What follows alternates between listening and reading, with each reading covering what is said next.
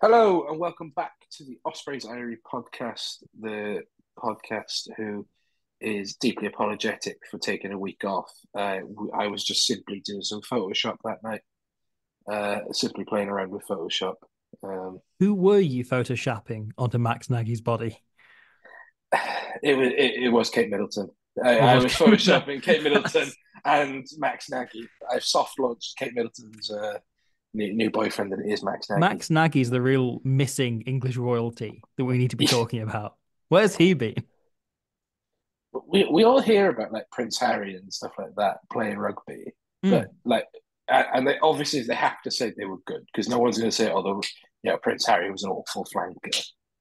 William was a one dimensional 12.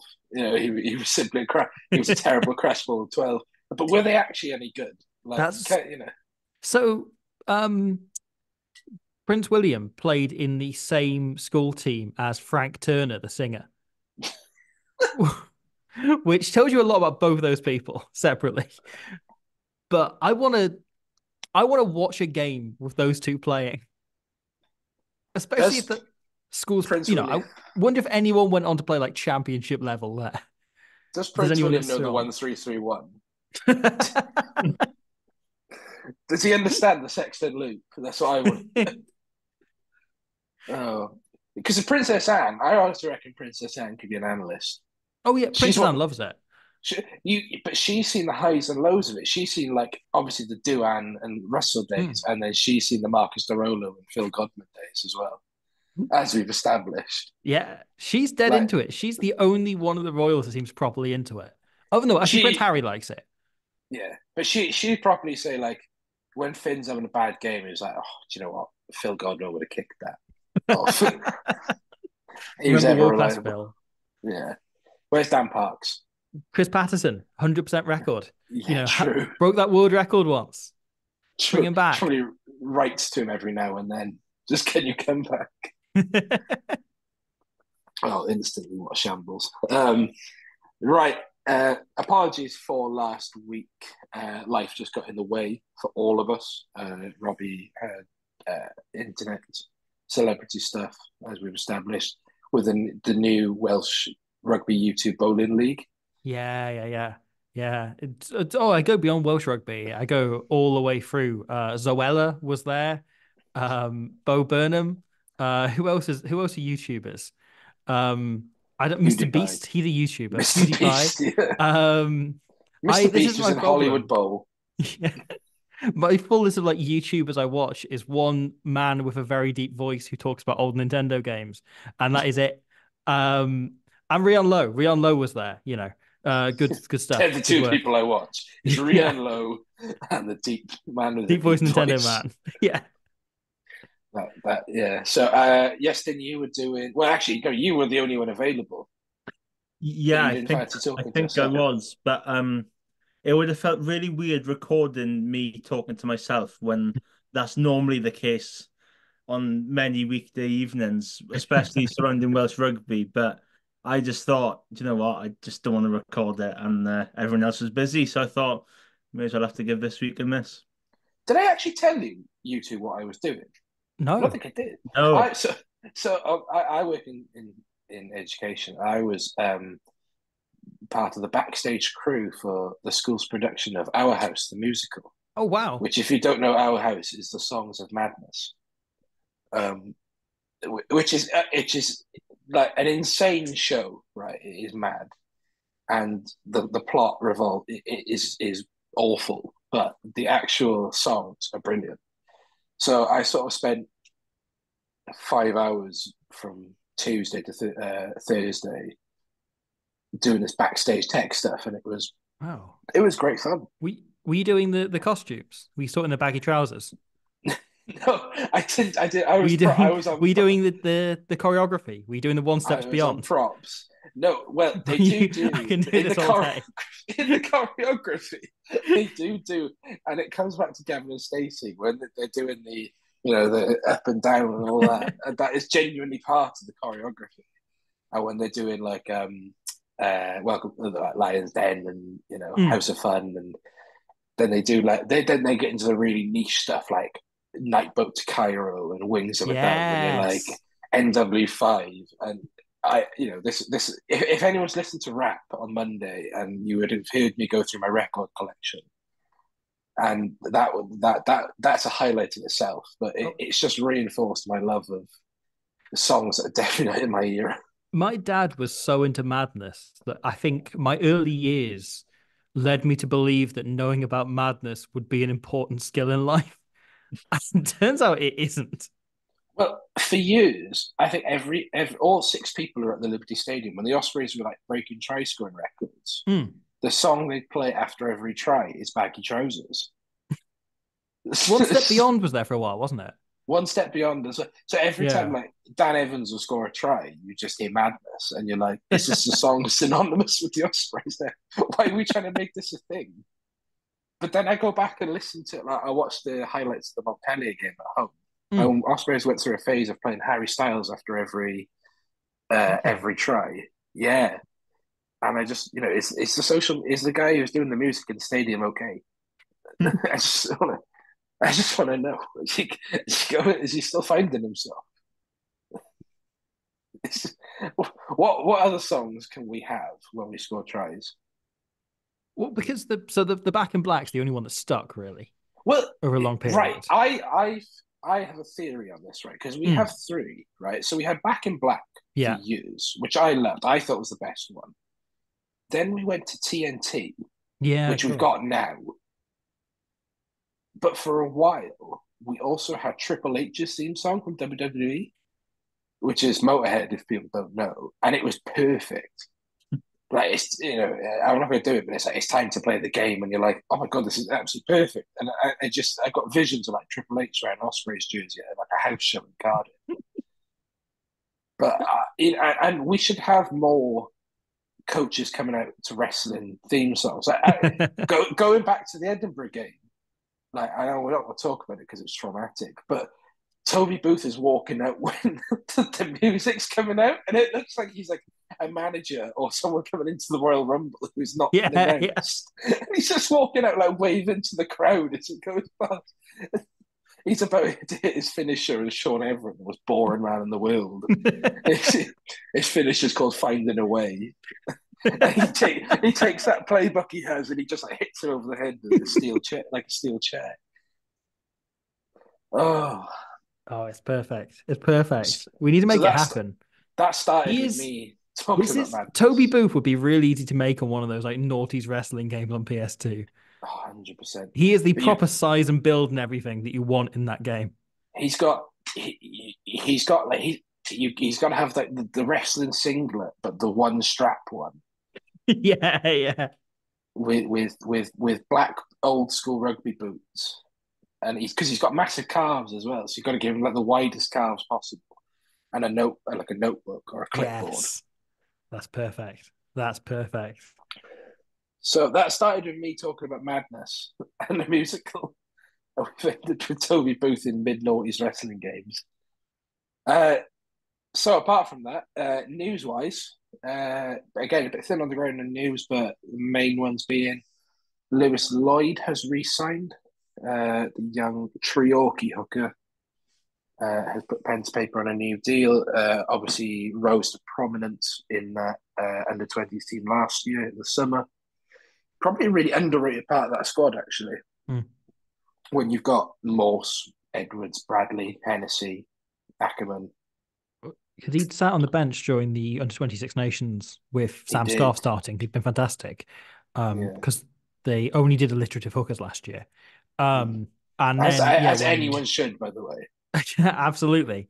Then over the summer when Mark Jones came in, he clearly really rated Lewis Lloyd, and he clearly carried that over, having come to the Ospreys now as well. Because he took that shirt and he was really good over the summer. And then got his chance in that first game of the season against Connacht to make his debut, and has played a bunch of games since. It's been six games now, I think. So it's nice to have that young players in there. I feel like we've always had a core of young hookers in the squad. If you think back to Even, Scott, Sam Parry wasn't old when we signed him. He was still quite young when we signed him. Back in 2013, 14, whatever it was. But then having that, aside with the likes of Ethan Lewis and Dewi, Dewi Lake is still only what 24. Yeah. So yeah, it's just really nice to have, and he's a really dynamic player. Still got a lot to learn, as we saw up in Edinburgh. Yestin, thoughts on that? Yes, it's nice to see another youngster staying in the region. Toby Booth mentions it every week that it's the second crop of players now that are coming through. And James just mentioned Dewi Lake, and this is like the next crop. You got the likes of Lloyd, Edwards, Morse, and it's good to see them all coming through. And this, all right. The Edinburgh game wasn't perfect, but I don't necessarily think that the lineouts that were rather vital weren't really his fault. But it's still good to see another youngster coming through. Yeah, and also you saying Toby Booth said something reminded me of something that happened on Saturday that collectively we all gasped at. Do you know what I'm referring to? Before the game, what Mr. Sam Warburton said. Oh, But on Saturday, I was down Sunday, sorry, Sunday, yeah, Sunday. Sam Warburton uttered the words "time in the saddle," and it confirms that either Sam Warburton is an avid watcher of Ospreys press conferences, or he listens to the Ospreys Eyrie podcast. And I'm choosing to say that he listens to the Ospreys Eyrie podcast because he's followed my work in the past. I'm yeah, sure he's after my best big, work, which is big tonight's Squidge rugby fan. podcast. I, He I Yeah. signed have up. I have He met. signed. He signed up to the Blood and Mud Patreon just to listen to Robbie's rugby life. I don't remember doing that at all. All I remember about that is when we finished recording, Lee saying to me, "You're very honest, aren't you?" I And think I which listened to is that in my university library. I'm really pretty sure. no. All I remember, if all you remember from recording something is being told you're very honest, it's like, oh, what did I say in that? I daren't listen back. Um, that's an aside. Yestin, sorry, you were saying something, and we cut Yes, you off for sorry, yes. nonsense. I was just going to humbly brag and say that I did meet him Oh man. a couple of years ago, and so it could easily be the latter, but I probably think it is the Yeah. former.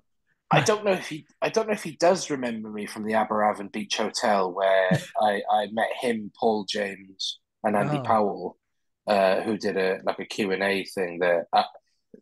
There's some stories from that night, but I do have a photo with Sam somewhere. I think it's on my Instagram of me. So he's a lovely man, like a really nice man. And I he got bullied into drinking by Paul James and Andy Powell that really. night because he was on coffees, and then he kept getting ribbed every question. He was like, "Yeah, but you're not drinking, are you?" So he literally called down to someone, like, "Can you bring me a pint of Stella, please?" Am I the only person here that hasn't met Sam Warburton? Uh, yeah, unless there's Seemingly, anyone else in the room. yeah. What a day! What a anti-brag that is. Is he I'm trying. Is he the nicest player I've met? But Brian Habana for me. Brian Habana is so nice, like But were you oppressively slow to nice. turn? This is the thing, right? I was really slow to turn. My Yeah. internet connection broke during it, and Brian Habana stood by the whole thing when I had spoke to him on Zoom. Um, yeah, I almost went into a Brian Habana tangent about how nice he is. Yeah, I did two interviews with him, and then I met him briefly in person in Twickenham after the Premiership final a few years ago, and he is really lovely. Ugo Moni is very nice as well. He called my mum to wish her a happy birthday. Yes, then who's the nicest player you've met? Don't say Morgan Morse because you went to school with him. Oh, so that goes my Yeah. answer because he genuinely is a good Yeah. person to speak to as well. Okay, Morgan Morse. He was really nice to me in double geography. But Lent me a no, pencil. well, we weren't in the same school year, so we never actually got No. into lessons with each other. I suppose it's probably as Sam Warburton thinking about it. But What then, about Roger Lewis? You were in the oh Ghost well, Choir together. yeah, well, he's a good mate, and yeah, he's all right. He has his fair, used to have his fair moments while studying A-level drama together, which was rather Oh my rather. God, Roger Lewis in A-level drama. This is perfect. And He was in the Ghost Choir and in A-level drama. but yeah, I think probably Sam Overton in terms of kindness is probably just on top. I think Sam's up there. Jeff Hassler and Eli Walker were really, really Oh, nice. Jeff Hassler's Canadian. That doesn't count. Yeah, that is true. But Dimitri Arhip was also lovely. Okay. He like shook my grandfather's hand. Like we were in the club Oh shop and he man. was buying kit for all his family in Moldova. And he literally was like he was on FaceTime, got the size, hung up, and just took about 3 kits off the shelf.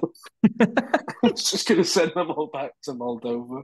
Oh. Um, who else? Mafufia was lovely. He was with his family, so I didn't really say like hi much, but he was buying pasties for all his family in the market, which is the most Mafufia thing ever.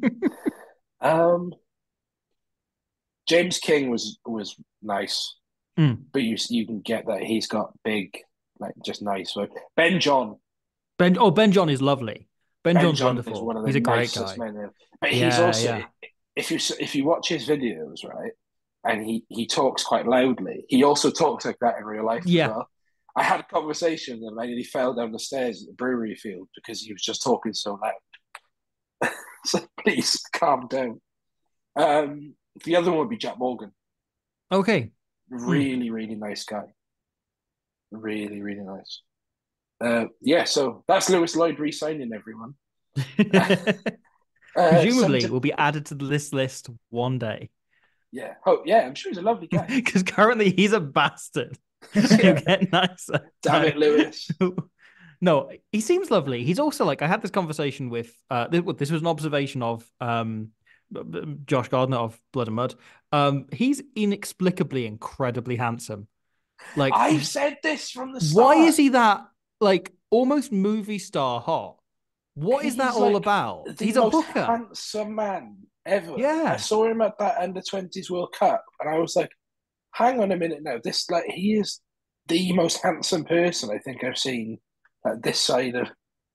And he wears that headband, and he's just like Yeah. he's got like that olive tan You, skin. we need a tight head to go alongside him and Alan Dell in the most handsome front row competition. Like Tom Bota's very handsome. Tom Bota, yeah, solid. Yeah.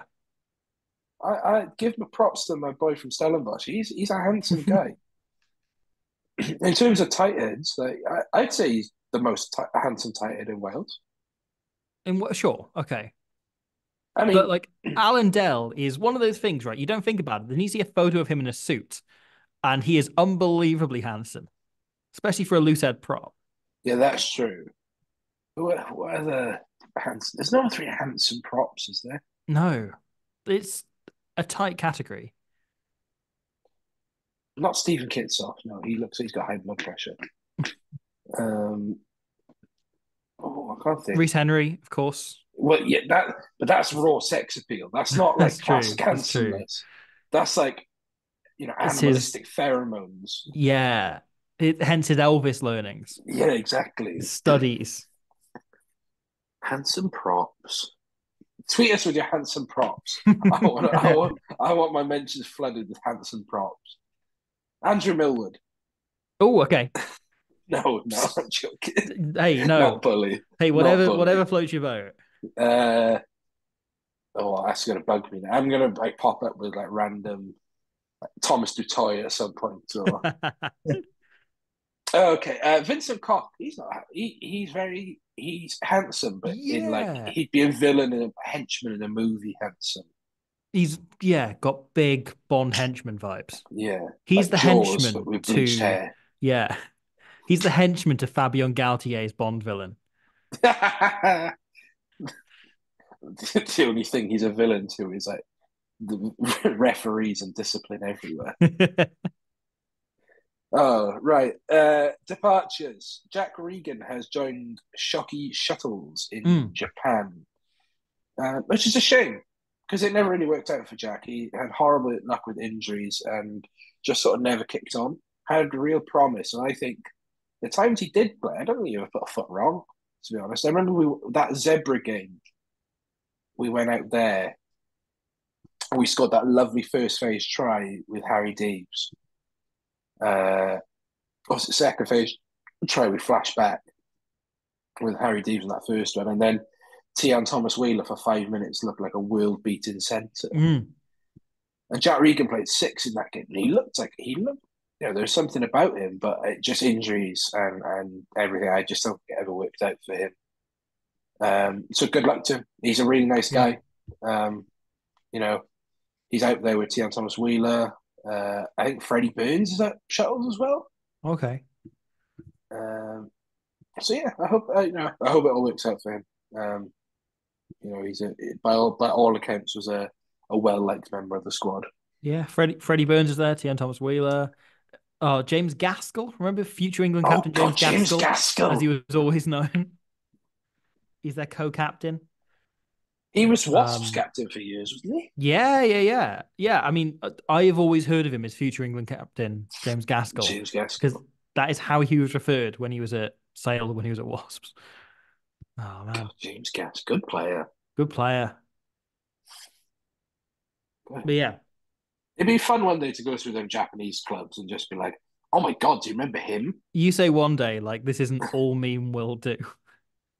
You say that. Did you see? There's a half Welsh, half Japanese player in No, Japan. really. His name is Richard Go Jones. Oh, that's good. I'm going to find the tweet and put it in the WhatsApp for later because it is. But unfortunately, Japan don't do dual nationality. So if you're born in Japan, you're considered Japanese. Right. So if we want to bring him over, where is it? Here it is. I'm putting the tweet in the WhatsApp, so you can look at it at some point and maybe go like, "Oh my God." So yeah, Jack Regan's gone to Chopin Yes. Shuttles. Other news wise, Ospreys were in Bristol today, the home of the Bears, and trained with them.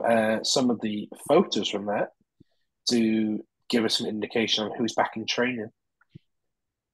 So from the photos, we see Weston Hopkins is back in training. He's not back in training, but Jean-Claude Rudolph, right? It looks huge, and I love that. But he's wearing this training top that looks exactly like the black and gold Ospreys kit from back in the day. And now I yearn for that kit. And I just yearn to see Philo Tia running at someone in that kit. Oh, I know. It also confirmed not Jack Regan. Tristan Davis is back. Hugh Sutton and Max Nagy all picture training. So that'll be a huge boost of Munster having the likes of Nagy, Sutton to add that depth. There's also a photo of Pat Lam talking to Toby Booth. And I want to know what them two are talking about because I guarantee it's not rugby. What are The they dogs. talking about? The dogs, yeah. Toby Booth does tweet a photo of his dog, and I do get giddy. This is it. Yeah, I think Murphy's available for selection as well. Murphy Booth. Yeah, His Murphy dog. Booth. As I put on X, classic Fetcher open side, spotless discipline record because he is the goodest boy. He truly is. So yeah, it's just good to see getting numbers that slowly back up, and hopefully, we did come out of that Edinburgh game injury free, which is not something we can normally say about an Ospreys team. Yeah, and now we move on to a bit more of a somber bit because on just after the Wales team was announced today, and we'll talk about the Wales team. Oh, actually, before I do that, under-20s, Roger Lewis gets a start, Morgan Morse gets a start, Kean High gets a start. Fantastic. Go well, boys. But on the more somber note, George North announced his retirement from international rugby after the Italy game on the weekend.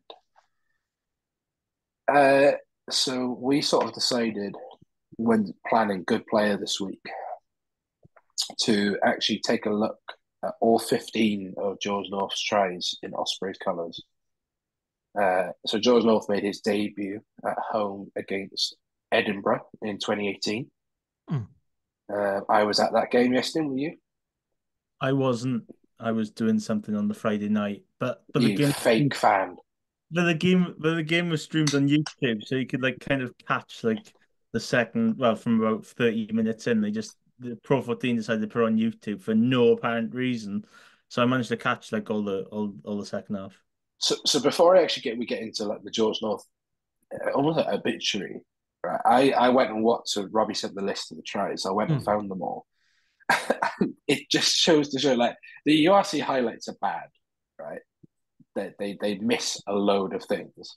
And I often click on one. I can't remember it. And Robbie's left a comment on it to say, "Gee, I sure wish I could watch some of the actual rugby in this." Because like, a good 45 seconds of it is just the team walking out and kick off, and then it just skips over like three penalties. Um, So but I there's one clip the Pro 12 posted. Oh, these are spoilers for the era. Posted once that I think we left a comment from the Squid Rugby account with the if anyone finds this, we'll give them a prize if they claim it. Because they uploaded the most pointless rugby highlights clip I've ever seen in my life. And I looked at it and it was in delight at how bad their social media coverage was at the time. And this is going back quite a while, but yeah, it was delighted. If anyone finds that prize is still active, whatever it was. I seriously, if Ruddy Darter was running that highlights account, they'd be the most popular. Ship shape. So I Stephen went through Benjamin Coles. Stephen Benjamin. So I went through all this. So there's one against the Scarlets that doesn't exist on the actual Pro 14 highlights. They've just left it out. Really? And so I went to the comments and they were like, "You've like guys, you've missed a try here." And someone replied saying, "You have to actually go on the Ospreys version of the highlights to get it, as if it's like a paid exclusive or something like that. It's a Patreon DLC." bonus. Yeah. There's one again against the Scarlets where for the first 45 seconds, it's the teams walking out and kick off. And you can hear Sean Hawley's voice in the background. But all you can hear is the director giving the cues for the TV. So it's like go match graphic, cut to camera two or something. Just like, God, how did we ever survive as a sport this long? Oh, it's awful. But I also miss what I also miss is that one guy they clearly locked in a room all day and was forced to do 2 minute commentaries in all the Yeah. games. And he was the most boring man ever. I think he's related to Sean Everett, actually. Has just been the most boring man. Right. So, Yeston, talk to me about George North in general, not just as an Osprey, but what is he to Welsh rugby, and where does he rank in that pantheon of greats? Probably up there with one of the best, if we're being honest. Over 120 international caps and a couple of lines to his debut as well. You're thinking, there's not much more he could have achieved, and okay, maybe his time with the Ospreys maybe not has been as maybe as good as his days with Wales, but as in terms of every time he played with a Welsh shirt on, he was always pretty up there in terms of one of the players to either watch or one of the players that were playing very well. Even if Wales were having a bit of an off day, you just expect North to maybe just turn up and run over a few defenders and potentially score a try, which he was pretty good at. And it feels like his debut wasn't that long ago. Mm. Then you realize, Mm. oh my word, that was 14 years ago. And obviously that two tries against South Africa on debut was pretty special. And yeah, it's maybe a little bit of a surprise. Maybe he's called it now. Obviously, Warren Gatland said before the Six Nations that they were hoping that he could make a fifth World Cup, which would have been pretty remarkable. And he's still only 31. But then again, you want a couple of years out in France and get a nice wedge of money, then who's going to complain with someone that's given so much to Welsh rugby that he just enjoys the time out in France. Mm. And Oh, Robbie, so absolutely. talk to me about your relationship with North over the years.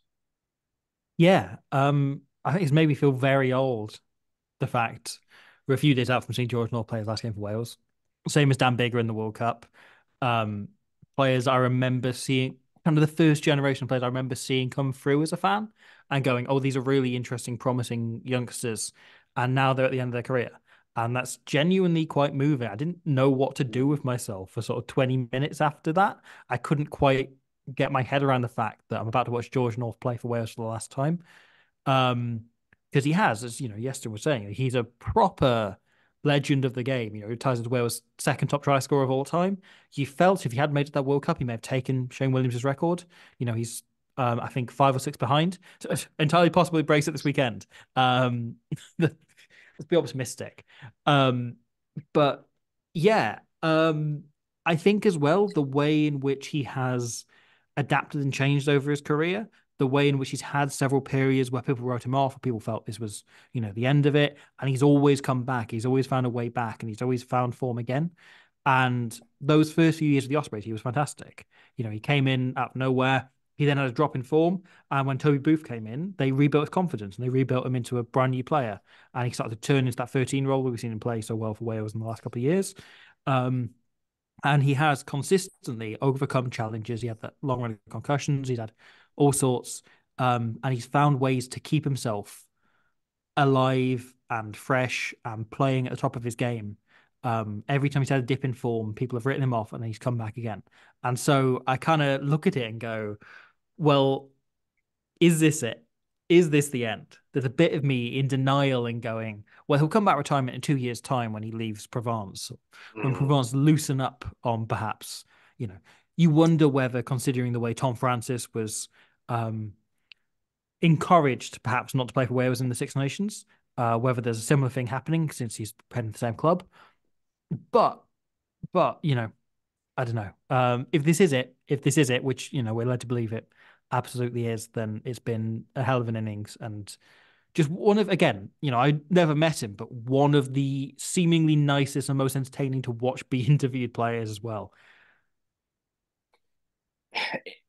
You just don't realize how much you love a player, I think, until you get to that end. And I remember the day Tips retired from international rugby, and I was working in a school in Neath, in a special education school in Neath, and I was at a bus stop on my way home, one of the 2 buses I had to get home that day, and I just remember Alan Wynne retired, and then 53 minutes later, Justin Tipuric retired, and it honestly felt like a piece of that childhood had been ripped out, because they were your favourite players. And I remember being in school during that 2011 World Cup and sort of that 2010 bit as well. And there was this freak 18-year-old kid. And I remember a year later talking to my rugby coach, and he said, "Oh, I took my eldest son up to mid Wales to play a game against the North Wales team. And there was this kid just kept running through us at centre. So he went up to him at the end of the game. He said, 'Son, you're amazing.' He went up to his coach and said, 'Who is this kid?' He was like, 'This is George North.' And he just knew at that point that this kid would be special. And I think as a winger, you're often expected to be really one-dimensional and just score tries. And I think George was peddled with that for years. It'd be like, he's just a big, strong lad who scores tries. But like a 10 who's maybe gone through 3 different playbooks, he's adapted his game to anything, to anyone and anything. He's adapted his game. He's shown that he can, I think back on some of the tries like that one in the 2013 Lions test, the first one, where he takes that ball from deep, steps Berwick Barnes, and then puts the finger up to, was it the first or second test? First test, yeah. He puts the finger up to Courtney Beale.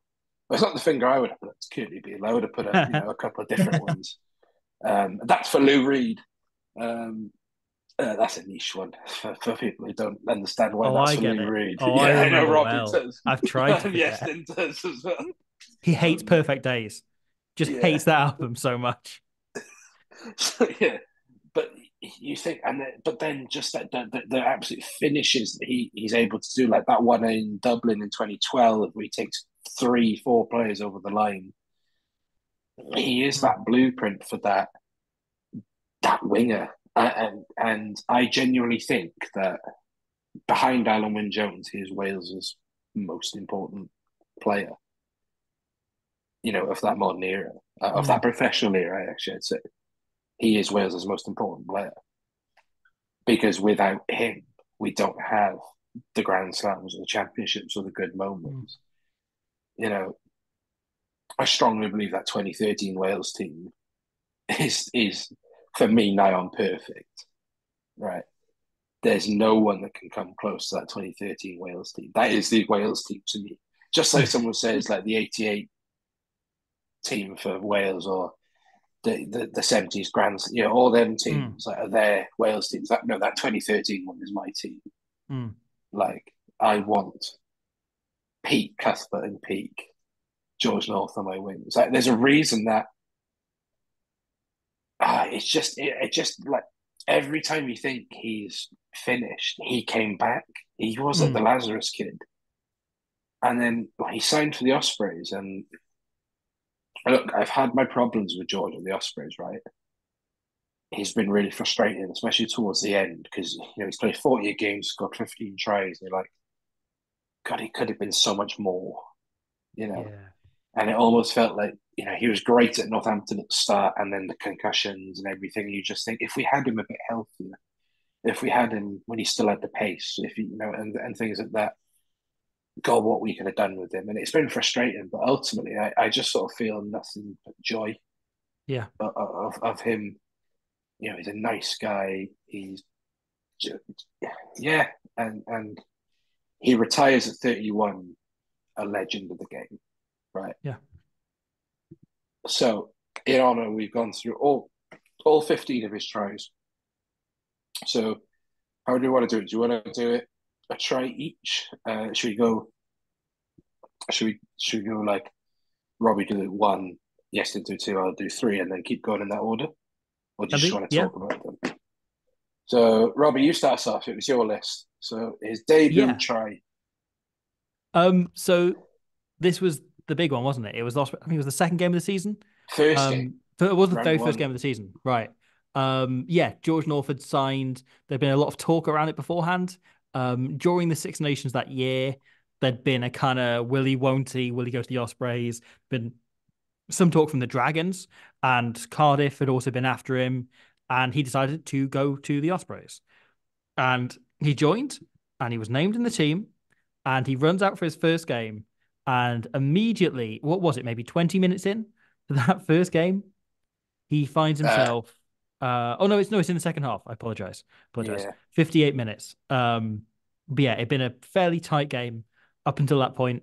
There hadn't been a try scored, and yeah, the score at the time was 6-3 to Edinburgh, and George North finds himself wide on the end and runs in for his first try.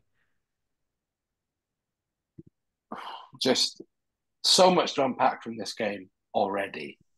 Right, actually, because it's the same game yesterday, do you want to take us through a second try? I was gonna maybe bring an earlier point in that Dan Evans did have a try disallowed in the first half. He did. Due to everyone's favourite Irishman, John Lacey, who was in the middle. That was my point to bring up. I was like, the bastard in the middle was John Lacey. And then was it about 10 minutes later? It was 67, 68 minutes. I think. Yeah, 68 minutes. And then, so I think it comes from a James King turnover, actually, if memory serves me correctly. It might not have been on the Pro 14 highlights, but the ball gets chipped out wide, and North just runs around everyone like he normally does, and runs it in from about 60 meters. And it was kind of like a really big score, because you just felt like you just need that extra score just to maybe get further away from quite a close game against Edinburgh. So yeah, it's quite a nice debut to have. Scoring the braces was pretty impressive. I remember the feeling of shouting "Yes, George" for the Ospreys kicking into me. I remember that feeling of being like, "Oh, I'm so used to saying this for Wales. I'm so excited to say it when he's wearing black as well." I was for his debut. I'm sure I was there. It was in August. I hadn't gone to university yet. But for me, there's a lot of things I like about this. Right, it's one of the best kits we've had. I loved that kit. That the black with the white sleeves, there's like little sort of black white stripes on it. So this was the infamous coaching team of Alan Clark, Matt Sherratt, Brad Davis was still there as well, kicking about. This was the Cowboy team. And we also had an obsession with starting Luke Price over Sam Davis. Yeah. which is the most criminal act and Well, heinous act I think known to man. Price went off injured in the first half. After about half an hour, he had a really serious knee injury. Mm, he He did. ruled him out for the entire season, I think. That second try for me, it comes off of Sam. It's not a turnover. The Edinburgh player just passes it into someone, and Sam Cross just picks it up. Um, this was peak Sam Cross, by the way, with full arm guard and bright red scum cap. Peak Sam Cross.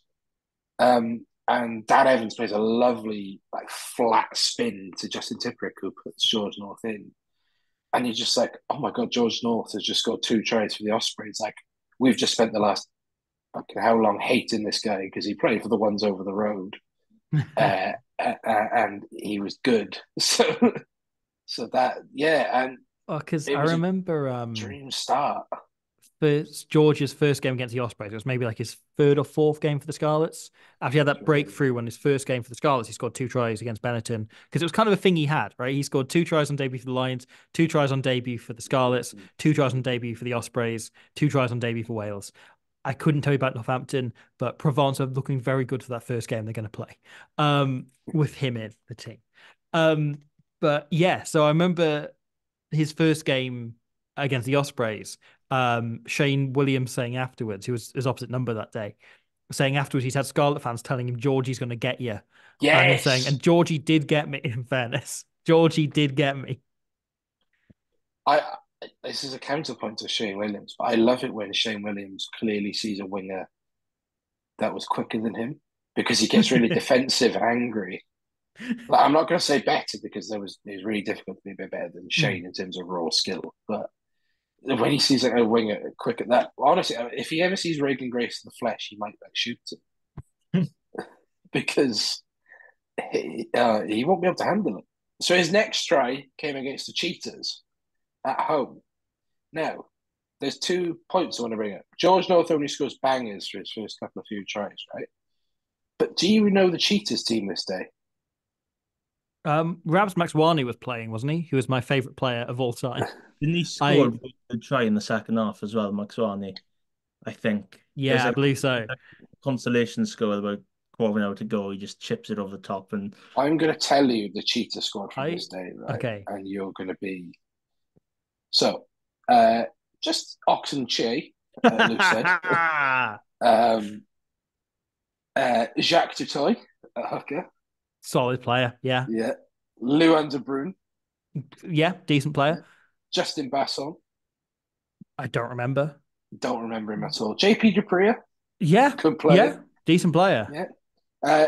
Junior Sapato Pocomella, who I don't remember at all. Yeah, vague memories of Junior Pocket.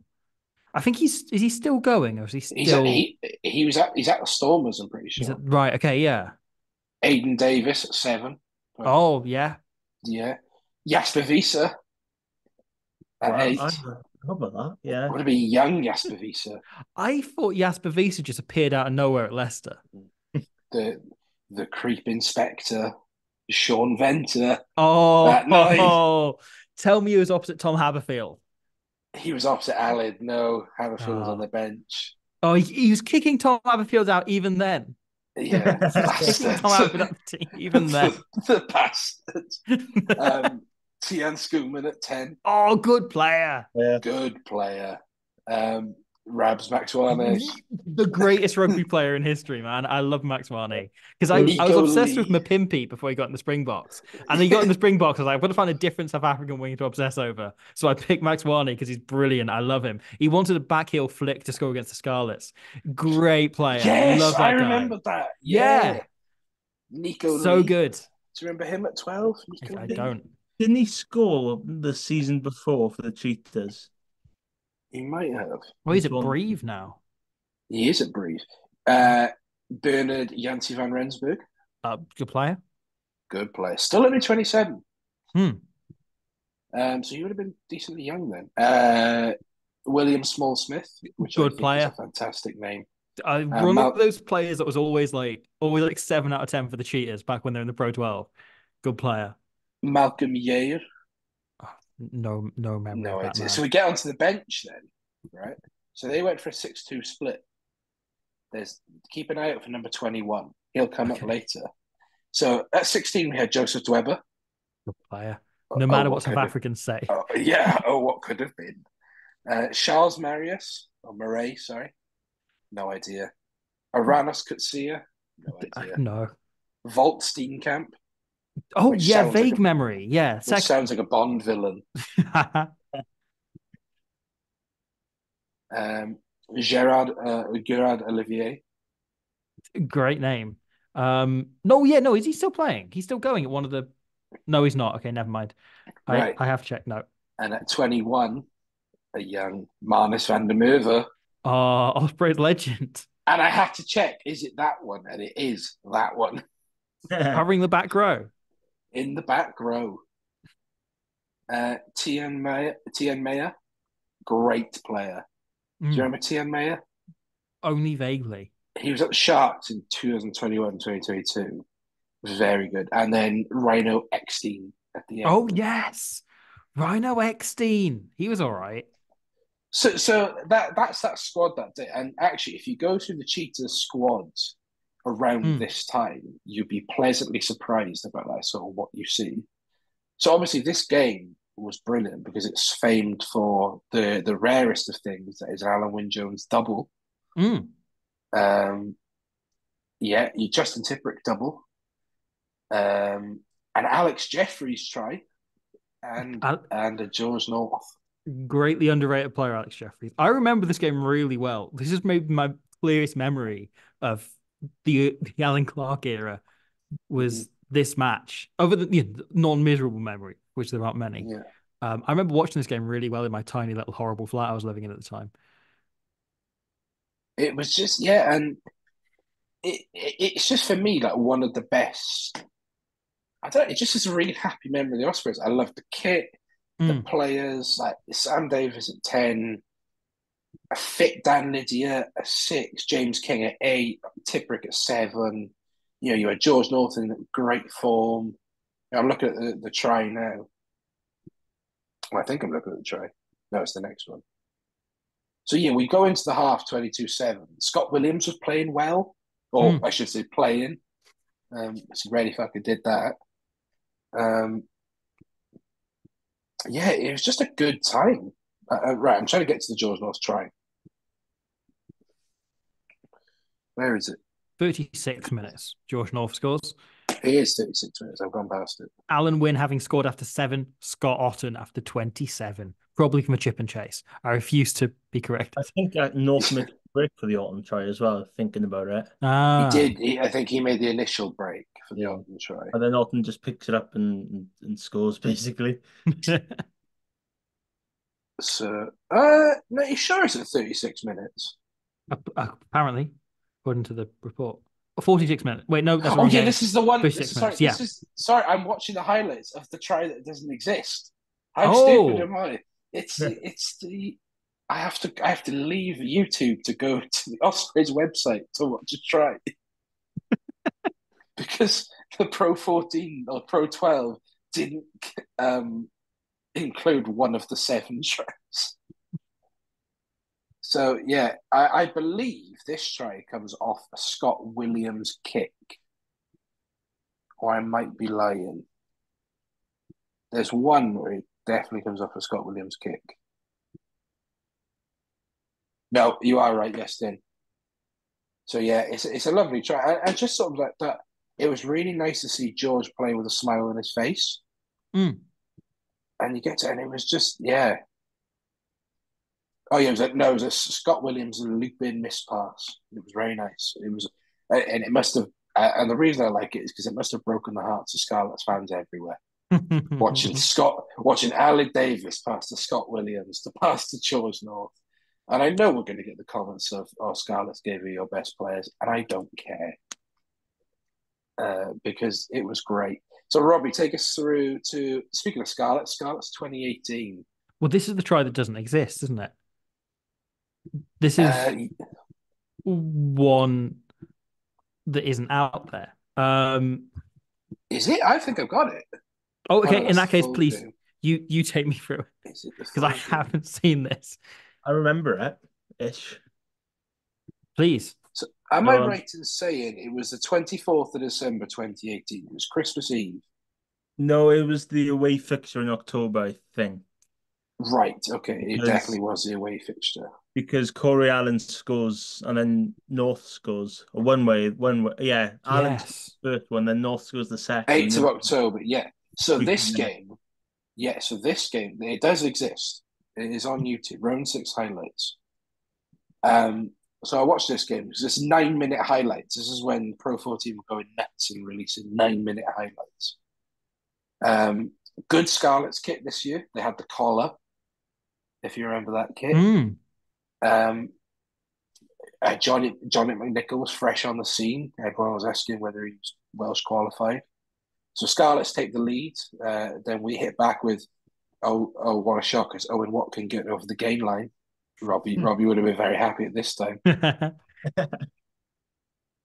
So I think we get the ball. So we're on 29 minutes now. So we get the ball wide. We're on their 22. Sam Davis plays a lovely ball, and Mason Grady's brother scores. God, what he could have been. So then we get to 32 minutes. Have you found it, Robbie, or do you want me to Yeah. share it to you? You found it. Well, Yeah. I found it. I found it.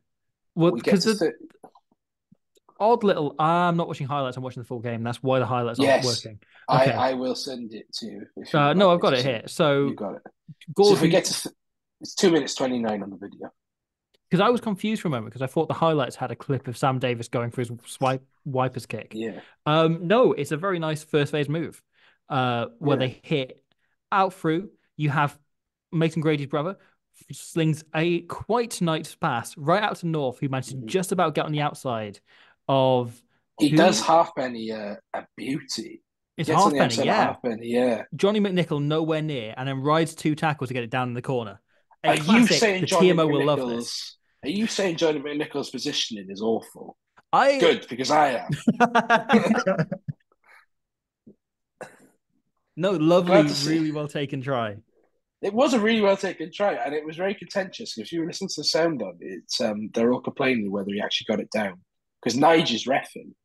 Yeah, of course he is. This is when Nige was only wheeled out for the West Wales derbies. But he got every West Wales derby ever. Yeah, despite the fact he was born in Clesty. So yeah, and it was a very bittersweet feeling. I think I remember of shit. Georgia scored against the Scarlets. It's like, yeah. So that was North against the Scarlets. Justin, you highlighted this try actually in the group chat.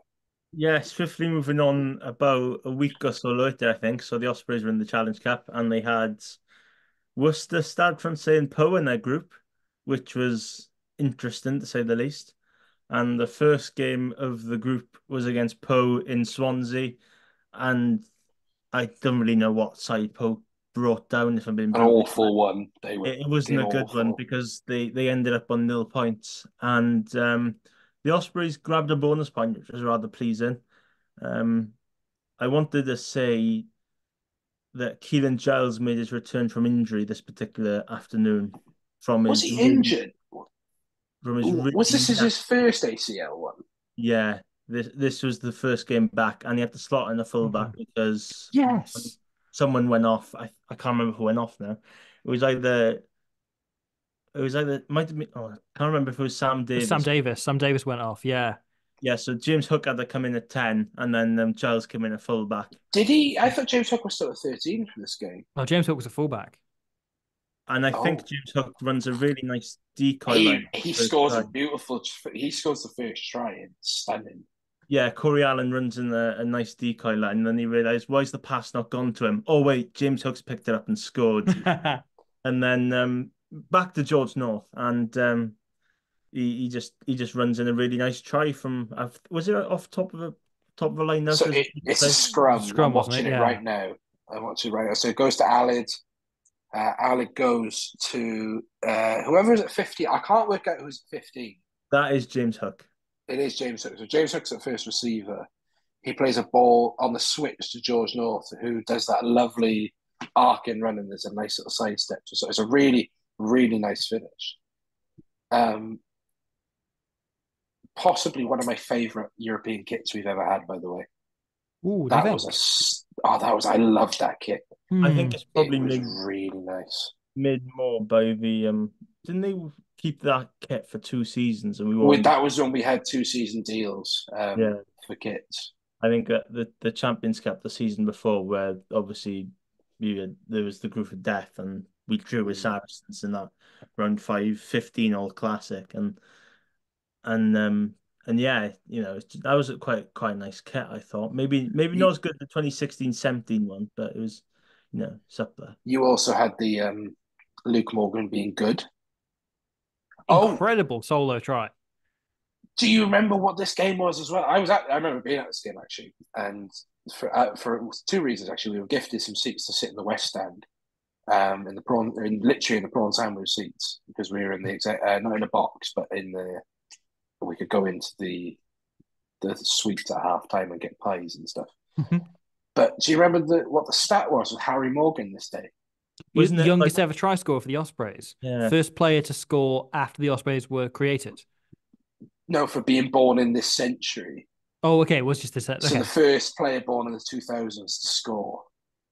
And I remember saying after this, I was like, this Harry Morgan's got something about him. Mm. And he was very good. Yeah, God, I do remember this game there. And Oh, we're awful. then obviously Harry Morgan scored against Connacht a couple of weeks later in Bridgend. Yes, And he did. Yes. that was a nice score as well. Is Morgan Morse then the first player to have scored who was born post Ospreys inception? Or is there someone because he was born in Harry Deves. 2005? Harry Deves. Okay. It's the only one I can think of off the top of my head. I'd have to go look into that properly. Yeah, yeah. But Just Harry a Deves is the thought. only one off the top of my head. So he would have been around 2004, 2005 Mm. because he's the same age as my brother. And Ospreys were 2003. Yeah, so that was a great game, great kit. Where Robbie doesn't like the kit. Do you not like the kit, Robbie? I don't mind it. I don't hate it. I don't have a particularly strong feeling on it either way, I guess. I have the what kit do I have? I have one of the European kits I found in a charity shop. Mm. It wasn't a very popular one. But then we move on to Cardiff 2019. Yeah. Now, I had to again to dig this highlight out because I could not find it whatsoever. But I found it. I'm pretty sure it's the one the 7th of January 2019. So we're a week into the new year. 2019 is upon us. Boy, do we not know what was going to happen this year. Whoa. Lads, I hope you're ready for the Southern Kings in November. There's a lot of things to go before that as well. Yeah. Quite a lot of So things. Cardiff Blues in one of their nicer kits. But this is proper Cardiff Blues now when they were crap, but were the Blues. They had heritage. Of course. They'll always have So heritage. yeah, they always have heritage. So we score within 2 minutes, in 2.5 minutes in this game. Because of course we did. Scott Williams gets the first try. So Alan Davis flashes back to the open side. Scott Williams as a James Hook throws a dummy, goes in between Nick Williams and hands off Josh Navidi for a lovely finish. And you think, hello, this Alan Clark bloke, he could be quite good, yeah. And we were just sort of playing some nice rugby. Blues then hit back with a beautiful, I think it's a Garen Smith finish off a little cross kick by Hello. Anscombe. This was also the period in which Cardiff were sponsored by Land Rover. Do you remember that? Mm. Good. Anyway, so it's a bit of an evenly poised game. Then we get in. So Sam Davis says, "Oh, whatever you can do, Anscombe, I can do better." And then does a beautiful cross kick for North to finish. All he does is have to catch it, right? But there is no one in that space. Takes it lovely. Who was that fullback for Cardiff that day? Dan Fish? No. His positioning was good. Who would have been? Who's that fullback for Cardiff? Andy Howell's favourite player. Matthew Morgan. Matthew Morgan, who is in no man's land. So from there, Robbie, tell us where we head there from Cardiff because we into Well, 20. We have a bit of a dry spell now, don't we? we do. Through to Scarlets at the end of the season. Last game of the season, I believe. Yeah. Playoff final or playoff game. Okay. And all to play for. All the rugby is happening here. Scarlets in the Liberty Stadium, as it still was then. Was the Liberty? So scores a 0-0. It's early days. The Ospreys managed to find themselves 5 meters out after the line out. Sam Davis immediately calls it, slings it as wide as possible. And the Scarlets, classic, have decided not to defend one touchline. And it's just a succession of easy passes, and George North is completely unmarked. And over the try line, yeah, you can then see Lee Halfpenny has a look of like, wait, hold on, like what? Did we forget something? He's got the look of like, oh, I left my keys, didn't I? On his face of like, oh, we're supposed to defend. I'm so glad, right? I've screenshotted the amount of space that from when Scott Williams has, right? And you think shit, this must be off like transition. This must be like a turnover ball. It's not. Ospreys have been pounding the line. This is not like. And I remember going into this game, it was like, because it never really happened before, this playoff sort of, like, to get into the playoffs of we were neck and neck. Because obviously, you've got to remember, Scarlets were defending champions. And you sort of look, and I'm putting in the chat now the amount. This is the amount of space yesterday that Scott Williams has to pass the ball to George North, and I will put this on Twitter as well to annoy Scarlets fans. I've just sent it in now. That is the amount of space that George North has to run in. This train. The word is well for shortly afterwards. The Scarlets clear from a similar Ospreys attack, right? Oh, it's not a clearance. I'm sorry. Well, they bang it as long as they can. Dan Evans takes it. And remember that thing that Dan Evans of this era did all the time, which he would run straight at the closest defender and inexplicably they would always miss the tackle. And it happened all the time. And that happened. He breaks right through. Hey, our friend Johnny McNichol again is not interested in the tackle, fades off him. He offloads to as McNick was trying to fix him, to Ollie Cracknell, who was way ahead of the play, classic scrum half line, takes the offload, and Johnny McNichol falls over in an attempt to tackle him as Ollie Cracknell goes over, Halfpenny once again lying there befuddled. This is George Horn learned that line from Ollie Cracknell. Antoine Dupont learned this line from Ollie Cracknell. Ollie Cracknell had a great game. I remember him having a fantastic game. There's also for Hanno Dirksen's try. If you skip to 70 minutes, the exact same happens. And Scarlett's end so narrow, and Luke Price just sort of looks up and says, "Shit, I've got the whole of the lower edge straight to pass." As Hanno's going over, Halfpenny is like distraught and frustrated, and the rest of the Scarlets are like, "Yeah, obviously that was going to happen. We didn't defend that side." They went for the side we weren't defending. What were we expecting? I revel in. And if you go in the comments, right, there's two comments, right? There's four comments in there. One of them is from Boris Film Studios. Ospreys drums are so annoying. There to drown the Scarlets fans only. What an embarrassment. Clearly, you've never met Aussie before. And the other one was, Ospreys could and should have won by more. They rarely had to get out of second gear. Scarlet's defence is woeful. Now, that could have been from 6 months ago, but it was actually from 4 years ago. So that was Scarlet's in 2019. Yestin, talk us through the first of the Dragons. Yeah, so a lot of rugby was played since the Scarlets game. There was a lot of things. There was murder talks, there was Grand Slams, there was Rugby World Cups, there was agonising semi-final defeats to South Africa. There was a really good George North try, which he scored Wales against Georgia in the middle of all this as well. And the attention obviously now turns to 2020, the start of the year, start of a new decade. And the Ospreys had come off of a bit of a really bad run of form, except for a bonus point out in France against Racing, which was basically the only positive of the month of December and November. and they travelled to Rodney Parade to kick off the year, which you're thinking, oh right, that's a nice place to go to kick off 2020. And the start wasn't that bad considering that they lost 44-0 down to Llanelli the week before.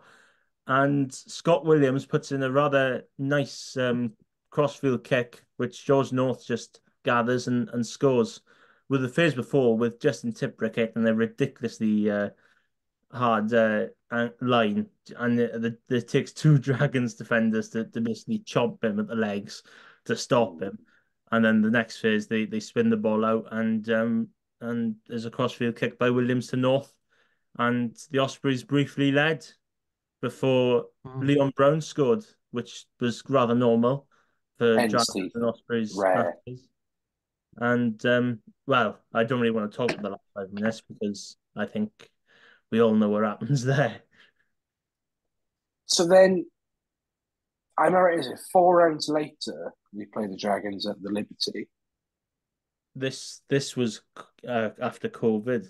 This was Yeah. COVID, Yeah, yeah. this was global pandemic was after, it was between. Yeah, so it's Toby Booth's first game.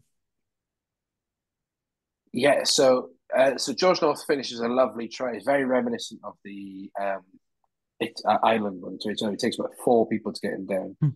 You got a lovely little whip by Alan Jones actually, and scores. Ashton Hewitt was great this game. I actually talked about Ashton Hewitt on Rap on Monday, and I said Rio Dyer is everything I wanted Ashton Hewitt to be. Yeah, because Ashton Hewitt had so much promise at the start. And you just sort of like, yes, this is what Rio Dyer is. But this is also famous for George North for his first and only red card for the Ospreys. Oh, really? Yes, and it is one of the worst red cards you will ever see. Have you seen it, Robbie? I will have. I can't remember. I didn't. I will send it to you now. Okay. Yeah, it was a really nasty collision off a roof. Really nasty. It was after a Leon Brown try too, which was rather ironic considering the previous meeting between the two sides. Robbie, I've lost your WhatsApp. I'll put it in the chat. That's all right. It's after the first try. No, after the Ashton Hewitt try. It's off the kickoff actually. So 13 minutes. Stephen Myler, I believe, has to go off. I want to say someone has to go off, and Joe Thomas comes on. Joe Thomas comes on. Stephen Myler comes off, and Joe Thomas comes on. And off kickoff, Ashton Hewitt comes and collects the ball, and George North, no intention of catching. It's a bad red card. Yeah, flies straight under him. He knew as well straight away, and this was very George North was. I think he was going through a lot at that time in terms of struggling with form. So obviously he scores the try and things like that, but it was very, it was tough. We do get Sam Parry's 857th try for the Ospreys though, not off the back of a maul this time. But unfortunately, the game ends in a 20-all draw. But yeah, so that was the second Dragons try. He's got his best win rate and score rate is against the Dragons. I'm surprised to know. So Robbie, we go from Dragons in 2020 to a try we actually talked about the other day. Yeah, Worcester. The second of 2 clashes in his time away at Six Ways. I went to the other one and it was miserable. Yes, it was. I was there. That was a really poor 40 minutes. That was. Yeah. Oh, hell. It's terrible. I was sat right behind the Worcester sub, so I had a lot of cheering there. My favourite thing was Ben Teo had just signed, and I remember when he signed for Worcester, he said, "I'm signing for them because they're useless, and I want to bring their quality up and be their best player." And he saw them on the bench, and all of them were celebrating together and patting each other on the back and everything, except for Ben Teo was sat on his own, off to the side. No interest in the rest of that squad, no, cohesion with them at all. But yeah, we then skip forward. Which one was this player? Was this the 29-28? No, sorry, it was 18-38. Oh, sorry, that was the. I remember us getting battered, but I remember Alex Jeffries having a good game. However, a few years later, Boofy, that Boofy time, he's back in, and we're in a pretty good run in the Challenge Cup. But there's a critical away win needed in Worcester, and having started pretty well, we've fallen behind. It's 29-23. Actually, I think it's further behind. Yeah, so Morgan Morris scores kind of. I think one of the earliest examples of that try he scores, where he sort of spins through contact and somehow gets the Yeah, ball he down. loves the spinning contact, doesn't he? Yeah, right by the try line. And he's so good Yeah. at it. And I think it's one of the first examples of that happening.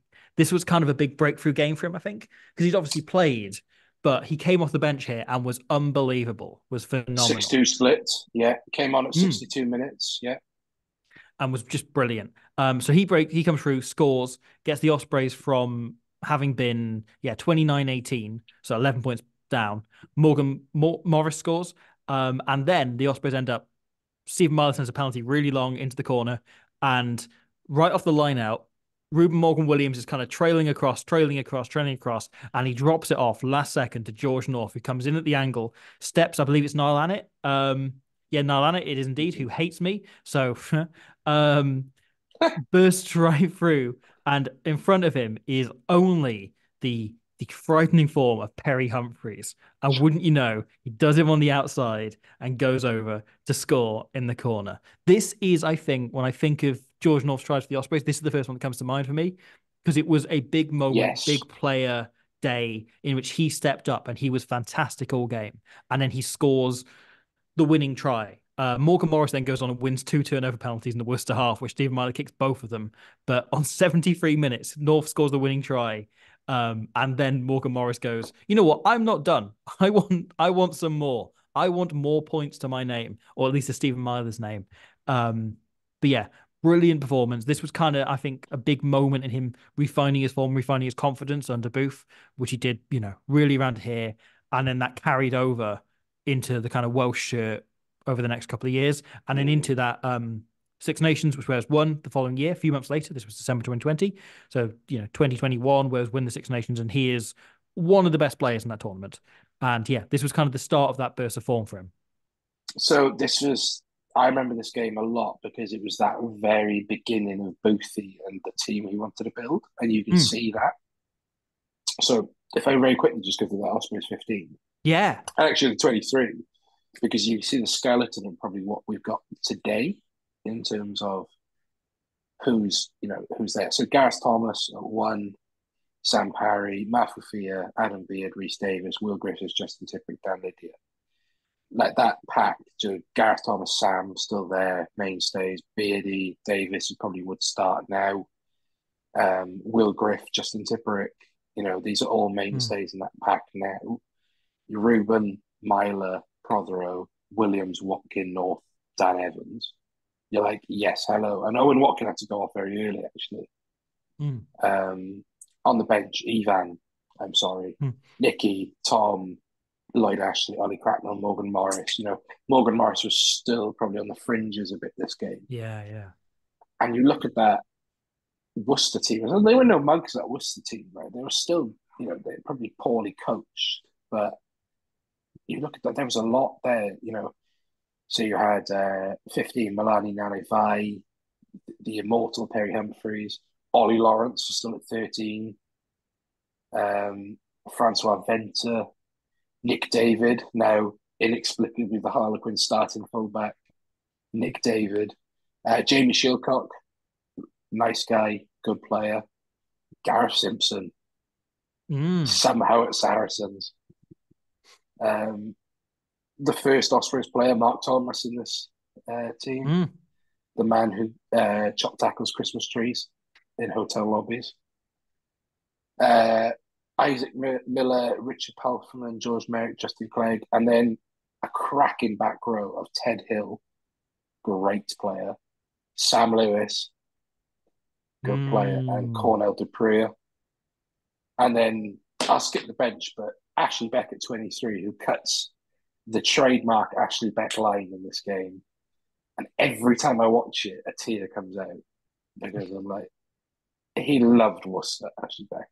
Yeah. He lived and breathed that club, and you're just like, oh, why? So yes, then take us on to try number 11, which is Dragons in 2021. Yeah, so back to Rodney Parade. Again, the Ospreys had lost to the Scarlets the week before, but it wasn't as bad as 44-0. I think they lost by about 2 points, which was rather gut-wrenching at the time. And then they played the Dragons, and everyone thought, "Oh, right, this is going to be a really tight, close game, and the Dragons are probably going to nick it in the last minute, like they tend to do." But it wasn't, as pretty sure the Ospreys went out rather neat winners near the end. There was a crucial rolling maul with about 5-10 minutes to go, which they scored off, which was crucial and probably won them the game. But the North try that was scored was again rather vital. That kind of swung the momentum completely the other way. And it comes off a line break from Owen Watkin. And obviously he was playing a 13 as Kieran Williams started at 12, who went off with a concussion, and Joe Hawkins came on with one of his first appearances. He didn't have many before this one, so it's kind of like a real test for him off the bench very early on in the Welsh derby. But Watkin makes the break and then delivers a really neat inside offload to a George North who was running the scrum half line for some reason, and North just runs it in and scores. It was a very nice try. And but the first half try by Matt Prothero was even better because Ivan Phillips was basically acting like a fly half, which was rather impressive considering the Ospreys were down to was I believe were down to 14 men at the time. So that was a nice score. But the North one was good as well. It's the Sorry, I'm thing you were just saying, looking for the James, North about one now. after George adapting his game throughout his entire career. This is him running a line that he wasn't running a few years earlier, him kind of learning to run those great support lines, which is something that becomes a feature in the tries after this, is more and more of them are when he's on the wing rather than the center, he's typically running far more kind of support lines, getting close to the action, being there in the right place at the right time. And well, obviously the next try kind of builds on that in a way. Yeah. Sorry, I need to get on to the next try.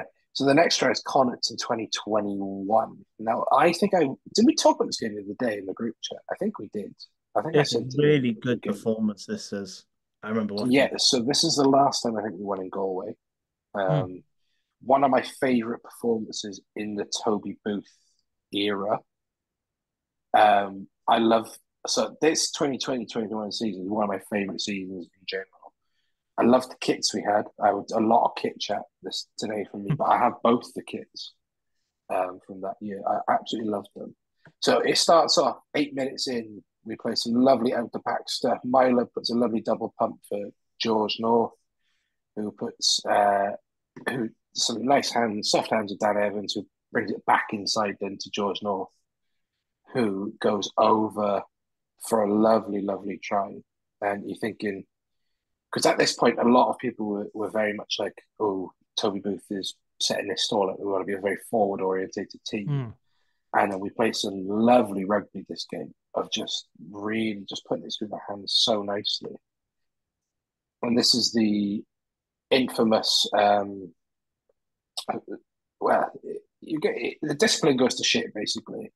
And we go into that half time there. I think it's like 17-5 down with a man in the bin, with Justin Tipper in the bin actually. And then so 46 minutes in, so we're attacking left to right. Milo puts a lovely ball in for Prothero, who's on fire at this point in his career. He'd really found form in this Ospreys team. Who plays a lovely floated miss pass over to North, and North does that thing. He does a little stutter step and puts a lovely ball back inside for I think Kieran Williams, who then gets it back into Prothero. And you just think this is, I think, one of the first examples of that never say die attitude, that finding a way thing from Toby Booth. And then, inexplicably, Reece Webb scores 2 tries. Yeah. I remember Reece Webb having a kind of broadly terrible game until he scored his first try. Or maybe it was just a frustrating patch. But I remember him being really frustrated with him, and he scored, and I was like, "Go, okay, fine, don't bring him off then." And then he scores his second, like, "Okay, yeah, okay, bonus point in the back. You justified your decision, Toby." Fuck you, Reece Webb. So yeah, and it was just that finding a way sort of attitude. and I really, Mm. really liked it. This next try is one of my favourites. It's one of my favourite games in the booth here, actually. So, Robbie, you go. Glasgow. Yes. Yes. So last season, the one kind of emphatic win we've had over the last like 3 seasons, bizarrely against Glasgow, who it was funny, like there was a thread on the rugby union subreddit recently for what's your team's worst ever loss. And of course, as an Ospreys fan, you know, there's plenty. There's Stad, there's Biarritz, there's losing to the Kings, there's 44-0 to the Scarlet. There's loads, there's loads. I saw a few Glasgow fans mentioning this Ospreys game being their most frustrating, awful game because it was complete one-way traffic the entire way. And they are at one point, they are 23 down, 20 points to 3 down. And an hour is gone on the clock. They're pounding away at the line. Dan Lydia gets sin binned for repeat infringements because God bless him, he was a hero. And then instantly, the Glasgow lose it. They end up pushed back. They knock the ball on around halfway. And from the scrum, the Ospreys sling it wide, the penalty advantage given. And Michael Collins goes for what I'd call a speculative chip over the top, which manages to find grass, bounces up perfectly into his hands in the kind of way you'd call as planned, where he flicks it instantly, like proper, like lovely quick hands inside the Jack Walsh who's just come on, who beats his first man, looks wide and slings it right over the top of the covering players to George North, who for some reason goes to step 3 players on his way over the try line when he could have just dived. But he gets it down anyway and scores the third try of the bonus point lot. Yeah, it was Ruben a scores the bonus point a few minutes later. great game. I was at this game. It was great. Peak Michael Collins, like bald Michael Collins. Yeah.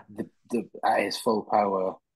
The all black kit. We'd gone to the all black and all white kit that year, which upset and pleased a lot of people. That is one of my favorite Ospreys kits. If we're doing I love the Umbro stuff. I loved the Umbro stuff. I will no bones about it. I loved the Umbro stuff. When we went to that all black, Glasgow were top of the league at this point, if I remember rightly. Yeah, they were having a great season. This was no mug Glasgow team as well. Tuapolotu was in there. I at one point vividly remember, and I think I texted yesterday this actually. I screamed at Ryan Wilson and told him his podcast is shit. And he sort of turned around and couldn't really see who it was. But I knew it was a moral victory. That I told Ryan Wilson his podcast was shit. This was a Max Nagy breakout game. Yeah. He had that lovely break at the start. He does that signature sort of break, and then Rhys Webb stupidly knocks it on because he's useless. Or he was useless at this point. And also, Owen Watkins spent like 10 minutes at blindside flanker as well. He did. And they won scrum penalties out of it. It wasn't even like it was just, a back just making up the numbers in the back row. They won like 2 scrum penalties out of it. One of the best Keelan Giles finishes. Which came from a really interesting Owen Watkins rip tackle because it should have been a penalty to Glasgow. But no, not that one. The first one he scores, where it comes off and he just dives in the corner like a proper winner's finish.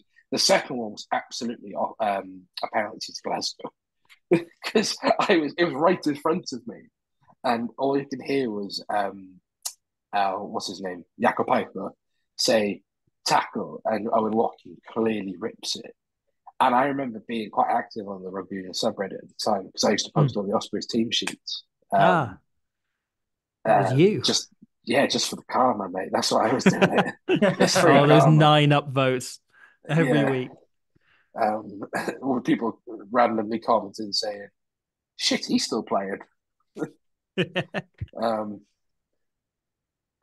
then and then it was clearly a penalty and it should not have stood. So that was Glasgow. One of my favourite games, one of my favourite tries. And then we go into Dragons 2022. Now, this is the only one I haven't watched because I can't remember it. I actually physically can't. Is this the one at Rodney Parade? Yeah, this comes after about 35 seconds. Yeah, I know it now. I think it's a 2-phase strike play, I think, if I remember correctly. So, again, if we're talking kit chat, the nicest Dragons kit it's that purple and it's the purple and white one. Now, this is where we talked at the start about the URC highlights, right? If you go onto the official URC highlights, it starts when Ospreys are 10-3 up. So if you want to see that first Ospreys try, you can't. I'm sorry. So yeah, this try comes off. It's literally the first kick of the game. So we managed to win the ball back off kickoff. Reese Webb shapes to go left, and then comes back to the right. Alan Jones is in that first receiver position, pulls it back to Max Nagy, I believe, to Jack Walsh, who runs a beautiful Jack Walsh line. Like he runs this line so well. Puts on the gas, plays a lovely miss pass to, no offense, Logan Morris, if you're getting that ball, you're getting tackled. Plays the ball to George North in a miss pass, who canters in after 35 seconds. Yes, Tim, do you remind everyone what the score of this game was? Do you remember it? I can't remember the score. I remember Nicky Smith throwing the interception pass right to Rio Deo. He did, yeah. That happened. Owen Watkins scored the consolation try as well. Yeah. Which Jack Walsh nails the drop goal conversion after kicking the ball dead about 3 minutes previous. Yeah. Yes, this was very much in Jack Walsh's hot and cold era. Something like 32-25 the Dragons, I think it ended. 32-25, yeah. The Dragons ended on 13 men. Yeah, because the Ospreys had a chance of a draw, and Michael Collins kicks the ball downfield when the clock is in red, and you're thinking, why has he kicked that one away? But it'd been the Jack Walsh had missed touch from 5 meters out when we were back within 7 with 5 minutes to go. Then Rio Dyer scores immediately afterwards. It was a hugely frustrating game. Yeah, it's probably like Dragons are responsible for all the low points, I think, in Boothie's time. Yeah. All trips to Rodney Parade. And then let's finish on the final try in George North Ospreys. What seems to be George North Ospreys' career. So far. Looking forward to hat trick against Sale. Yeah. When he punches George Ford in a Battle of the Georges. Yeah. So yeah, Lions away. So I mean, what a try. Yeah. What a day. Yeah, this is talk us through it, Robbie. Oh, just a very, very simple try. First phase, Dan Edwards takes it at 10 immediately, and Harry Deves runs a complete kamikaze support line. He just runs straight at someone, and they're like, God, that guy looks mad. He looks like he's going to tackle me, and commits to him completely, allowing George to get kind of on the outside of his man and just ride the tackle through, break through the kind of, the old kind of coaching adage of you want to run up branches, not trunks of trees. Brushes off the arms, goes straight through, swerves around the fullback, and scores in the corner to keep us in a game which we looked like we weren't going to be in for some periods at some points. It looked like it was starting to get away from us. And then George North, scores to put us back in it, back in the lead, actually, just as the Lions were starting to take control. And in peak George North fashion, injuring himself while doing so. Yeah. Yeah. He had to come off like very soon after this because he'd done some neurological damage to his shoulder. Went on to miss the Scotland game opening round of the Six Nations this year. Because that game started, it was a bit of a dream start, wasn't it? It was obviously we went 3-0 down after Morgan Moore sealed off. Then they had that yellow card, which the first yellow card was for it was the elbow, wasn't it? Yeah, on Deves. Yeah, which is the second time this year that Harry Deves has been elbowed in the face by a South African man. I don't know what he does to these people. Then Owen Watkins scores that beautiful charge down try from that defensive pressure. My first visit to their 22. Yeah. Hadn't had a phase in their 22. Yeah, so 24 minutes. 24 minutes. It's just, it's that first phase try. We hit nice in the line out. George North shapes for the dummy. I think just does enough with that dummy. Mm. And he does that thing like you said, Robbie. He just hits them arms, and you can't stop him from there. No. And the great thing is there is support there, and the support lines are great. Yeah, does he score any more tries this year? Do you reckon if he plays? I would not be surprised. Uh, we've We got have got Dragons at home. yeah, which feels like his safe bet. It's a kind of farewell try, potentially the last game at Liberty, unless we make the home playoffs. That's true. Yeah, God, yeah, because Judgment Day away. Yeah. Um, yeah, it'll be nice. I remember so I was at that Alan Wynne Jones one Mm. against the Dragons, which we all sort of knew, and then when he waved us off when he got subbed, you were all like, "Shit, yeah, this is his last one." And again, I posted that on Reddit actually. Uh, I need that karma. Uh, yeah, and I remember Alan Wynne Jones having a storm on that day. He made a lovely breakdown of the right hand touchdown. No, it was the Dragons are playing. The Stormers are different. Never mind. Sorry. Oh, Shoot me in the I face. hate you. But yeah, you just hope that for George. You Yeah. do, and he really he deserves it. Like I know 15 is a nice number to end on, but 16, 20 would be better. Mm. George score 5 tries inexplicably before the end of the season. Put No, George North in the back of it's Moles. it's settled now. No hat trick against Sale before getting sent off and punching George Ford in the face. And then, one try against the Dragons. Maybe squeeze one against the Lions or something, off the bench, maybe.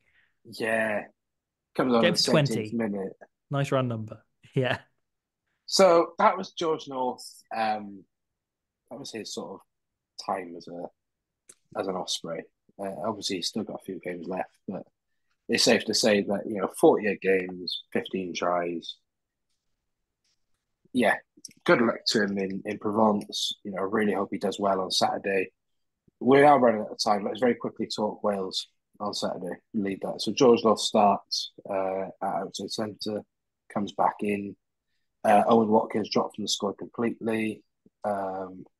With Adam, and Adam Beard retains his place as any sensible person would say he would, along with Gareth Thomas as well, which would mean that Adam Beard has started every game of the Six Nations,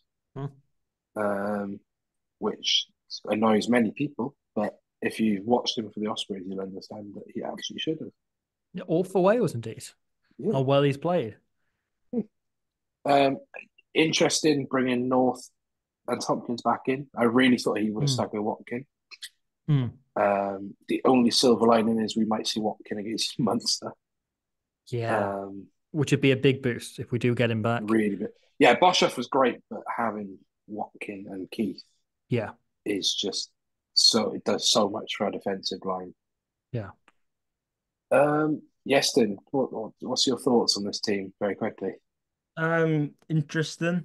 Obviously, bit of a kick in the teeth for Watkins for playing really well, and then not being named in the 23 at all is, it's one of those. Obviously, good to see George back in for what is his final test match, and maybe pairing up with Tompkins that has worked so well, especially last year during the World Cup. But yeah, the Adam Beard, well, the non-Adam Beard supporters, I should say, that don't really expect why he plays for Wales. This Adam Beard had a try assist last Sunday against France with a bouncing offload to Rio Dyer before before that try assist, he pinched the line out, and then after the try assist, he managed to completely stop a rolling maul because that's who he is. And you can question his carrying game, but that's not that's not Adam Beard really. You don't if you rely on Adam Beard doing your carrying, there's something wrong with your entire. That's why I kind of like see it as. So yeah, it's nice to see the two Ospreys boys up front, and then obviously George at 13. But I'm really looking forward to seeing Menoncello play. That'll be fun. Oh, Maybe not I for cannot Wales, wait to see this Italy. but nice to play. see. It'd be nice to see Menoncello play because I think he's excellent. Yeah, Robbie, Yeah. You have some very strong feelings about that replacement bench. Talk to me. The Wales bench. Yeah, Yeah, I don't think it's good. Like, I, I don't think that's a strong bench, lads. Um, I mean, yeah, we're deep into the podcast. It's okay. Um, no, there are good players in there. I worry about that in a game that is essentially must win for Wales. That front row is incredibly inexperienced. You know, Harry O'Connor two hasn't caps. played. Yeah, so yeah, two caps between them. And one of them is Kemsley Matthias. Um, who look, I'm sure is a lovely man, but as a scrummager. Yeah. So I worry massive about the scrum, especially when Spagnuolo's been phenomenal off the bench every week for Italy. He's been a real force for them. Obviously, Will Rowland's fantastic player. Kieran Hardy, I really rate. I rate higher than most Welsh fans. Mackenzie Martin, I like a lot, but very unproven at this level again. And then Johan Lloyd, I think we've seen in the England game, but then I think particularly the last 20 minutes or the section he played against France, he failed to manage that game for He me. was awful.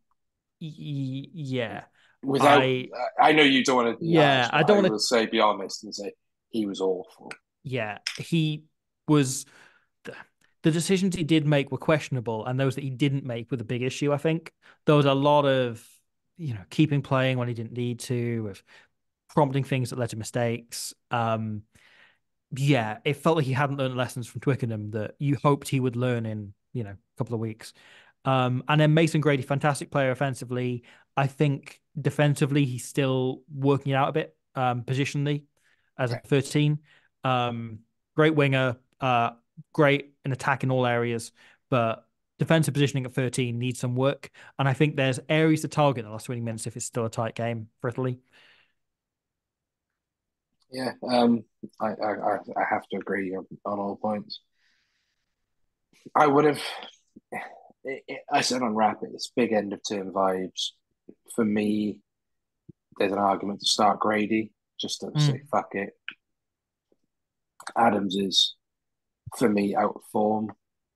I honestly would have been lucky to start Mackenzie Martin, just to Mm. be like, do you know what, mate? Do it.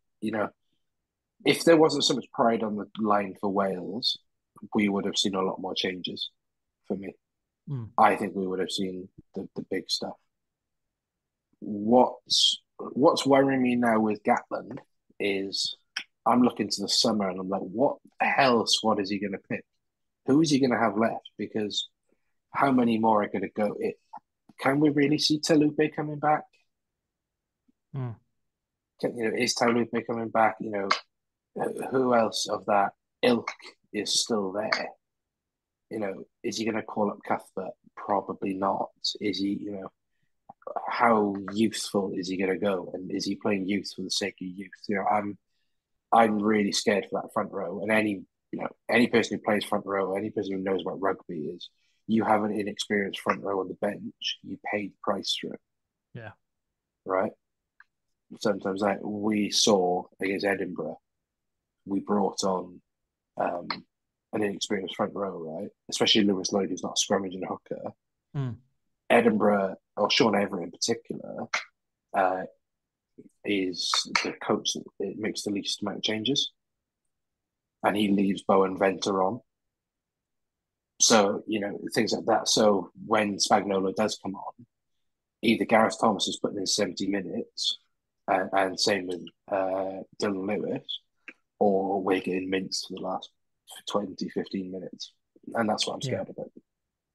But I don't want to end. I'm not ending on that No. negativity. Well, Yeah, I just think next go on. week there might be some interesting notes for the podcast. Because I'm quite possibly having an interest. I mean, no, I am. I'm not sure if I can talk about it or not. But this time next week, I will have had an interesting Wednesday. Very much from an Ospreys point of view.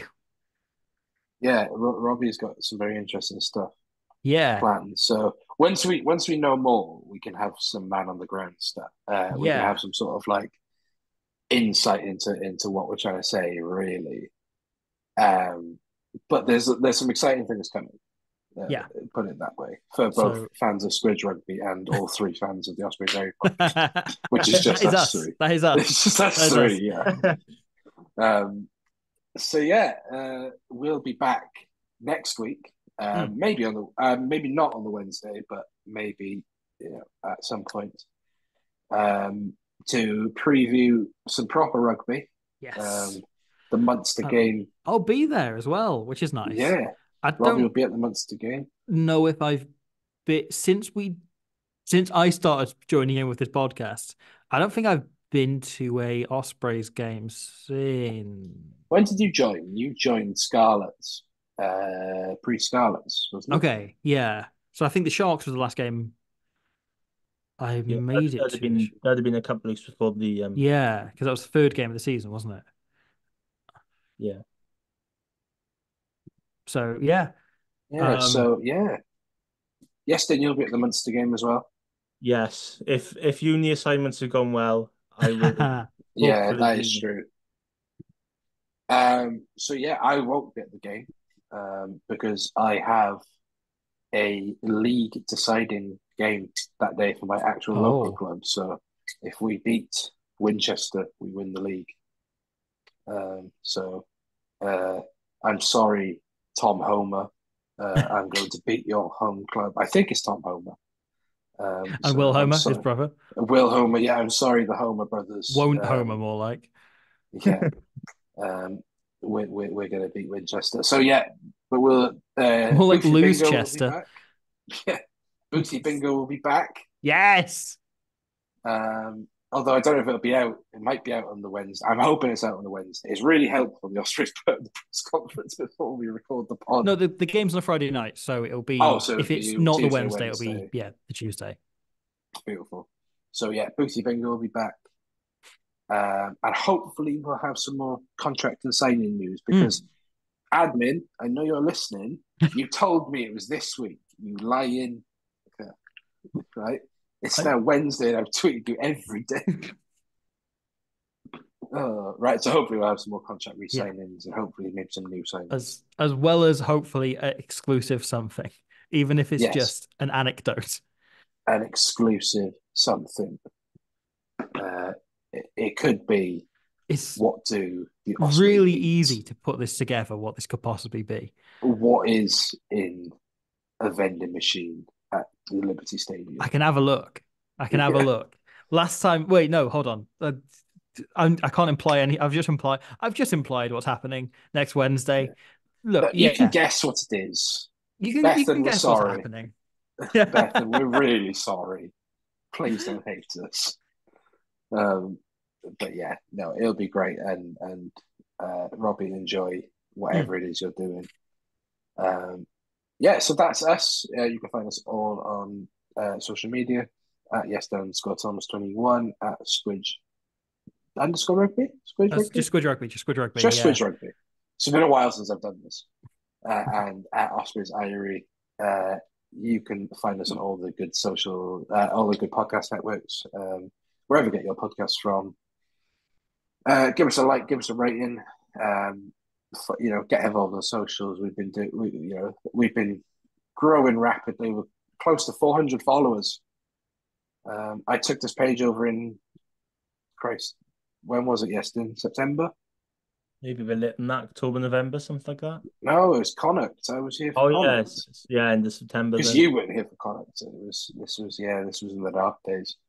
And it had 80 followers. So we've actually grown this brand really well.